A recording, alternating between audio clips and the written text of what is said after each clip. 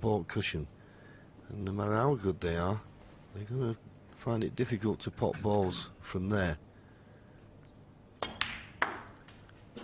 And Ding is one of the great natural talents, there's no doubt about that. But I think, well, is he on the red? Has he run too far?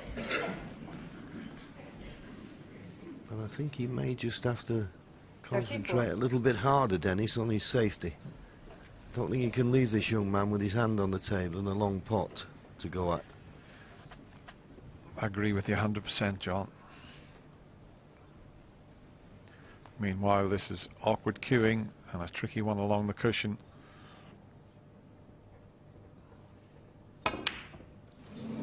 Now, where's the red going? That Judd Trump, 34. Probably a little bit ambitious. Striking down on it to try and force it in made the pot much more difficult. I'm surprised he didn't just drop it in and leave the pink there. It would have been an easier pot rather than forcing it, especially when you're bridging down on it like that. Yes, it was a difficult way to play it. This is a big shot and a big chance now, I believe, for 딩전휘. Can he punish Judd Trump?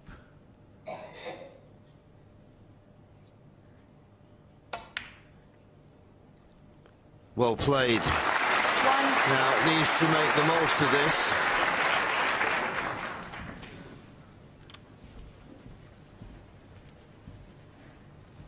Just asking for the cue ball to be cleaned.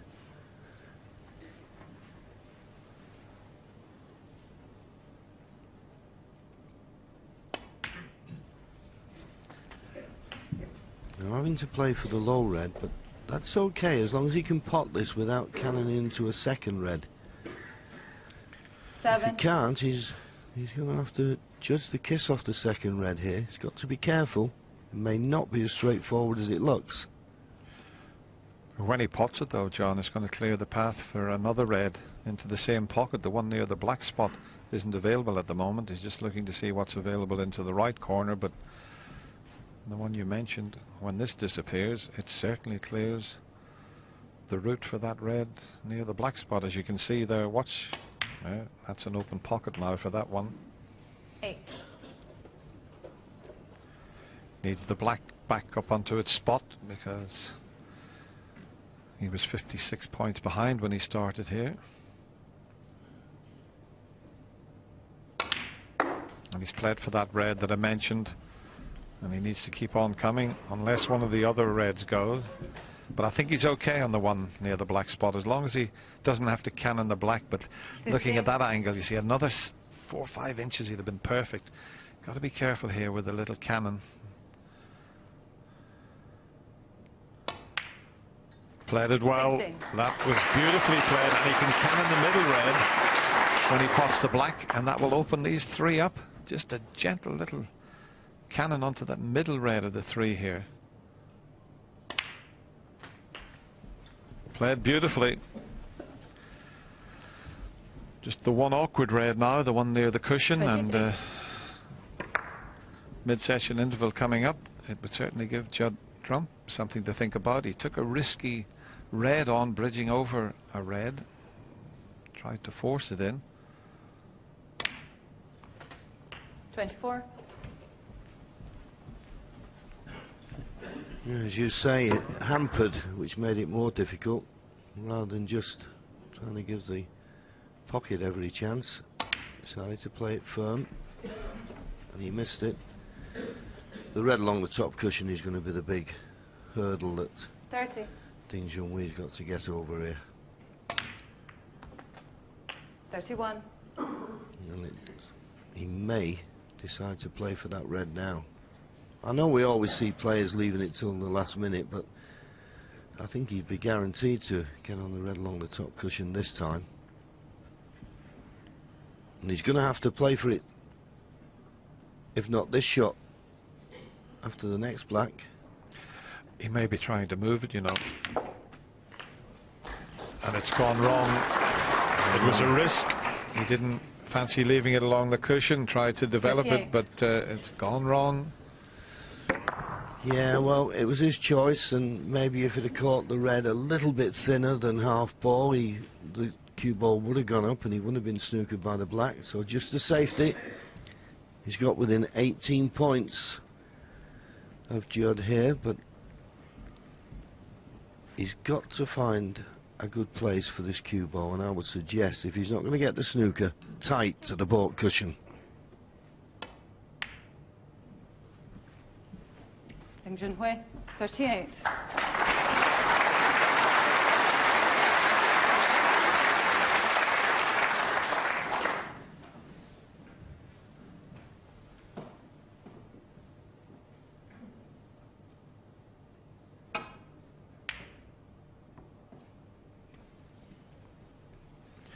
That's a pretty good shot there.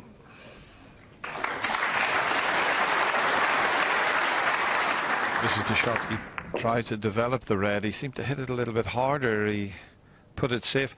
Hawkeye is giving you an idea of what would have been the correct shot, but Hawkeye, well, he never misses. He always gets them right. But it was a calculated risk that Ding took, and I mean, if he hadn't knocked the red into a potable position, finished on the other, would have been saying what a great shot, and just didn't work out.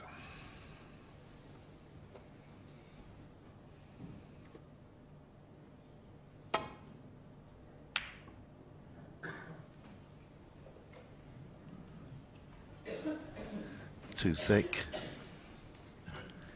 but he's not left the straight pot because the green is hampering 딩전휘. So nothing left really but a safety off the red that's just around the black spot area.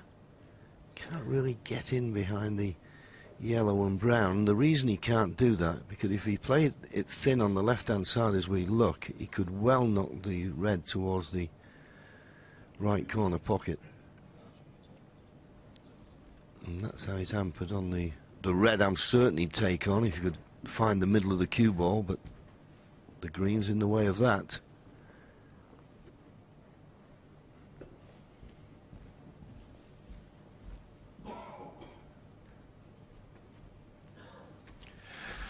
And the black's in an awkward spot, because if you try to swing it around the angles to get in behind the yellow and brown, you could cannon into the black.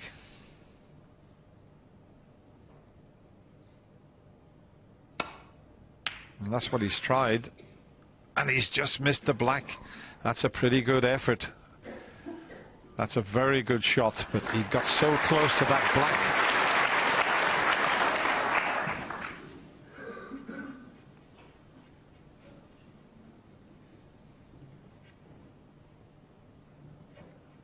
He's thinking about it. He'd love to take this on. You can tell by his eyes he wants to have a go at this. Look at that. He is dying to take this red on.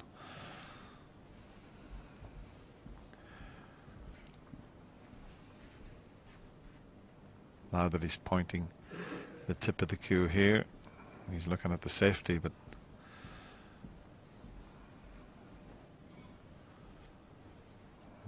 to me he's back looking at the pot. We'll find out shortly.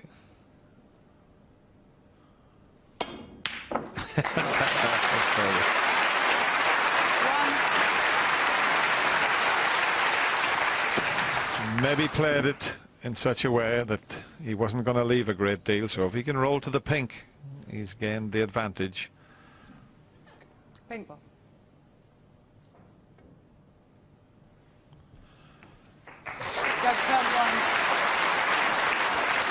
It's amazing, John. He played that long pot as a shot to nothing because he was pointing the cue where he wanted to leave the cue ball.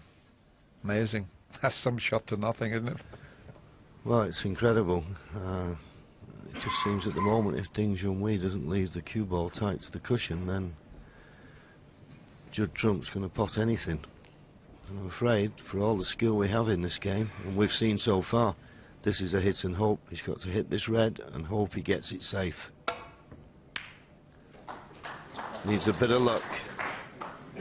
He's going over the corner. I don't think the green has come to his rescue. Judd Trump comes to the table. As we see, the red is clearly available. 19 points the lead. And the frame at his mercy. Mid-session interval after this one.